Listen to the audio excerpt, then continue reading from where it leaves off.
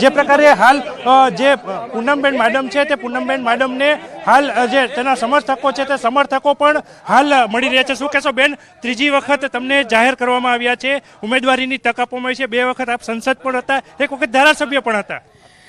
હું સૌ પહેલાં તો માનનીય પ્રધાનમંત્રી શ્રી નો ખૂબ ખૂબ આભાર માનું છું કે સતત ત્રીજી વખત લોકસભા એમના નેતૃત્વ હેઠળ લડવાની મને તક આપી એ યોગ્ય સમજી એ બદલ હું હૃદયપૂર્વક એમનો અને ભારતીય જનતા પાર્ટીના વરિષ્ઠ નેતૃત્વનો આદરણીય શ્રી નડ્ડા સાહેબ, આદરણીય શ્રી CR પાટીલ સાહેબ, આદરણીય શ્રી અમિતભાઈ શાહ સાહેબ, આદરણીય શ્રી ભૂપેન્દ્રભાઈ પટેલ સાહેબ, આ તમામનો હૃદયપૂર્વક ખૂબ ખૂબ આભાર માનું છું।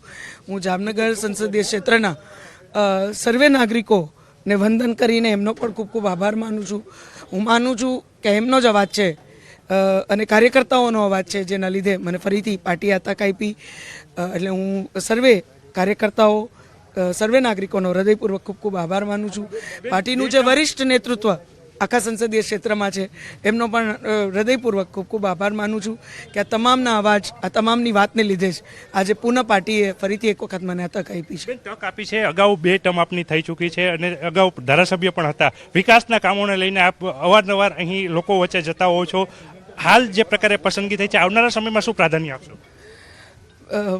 નરેન્દ્રભાઈના નેતૃત્વમાં એક વિકસિત ભારતની પરિકલ્પના લઈને જે રીતે એ આગળ વધી રહ્યા છે એમાં મજબૂતીથી જામનગર સંસદીય ક્ષેત્ર જોડાય અને એ પ્રકારે નરેન્દ્રભાઈ પણ આપણા સમગ્ર ક્ષેત્રને કેવી રીતે વધુને વધુ સુવિધાઓ મળે, કેવી રીતે પોલિસીઝ આપણા ક્ષેત્ર સેન્ટ્રિક થઈ શકે એ માટે હંમેશા પ્રયત્નશીલ રહ્યા છે।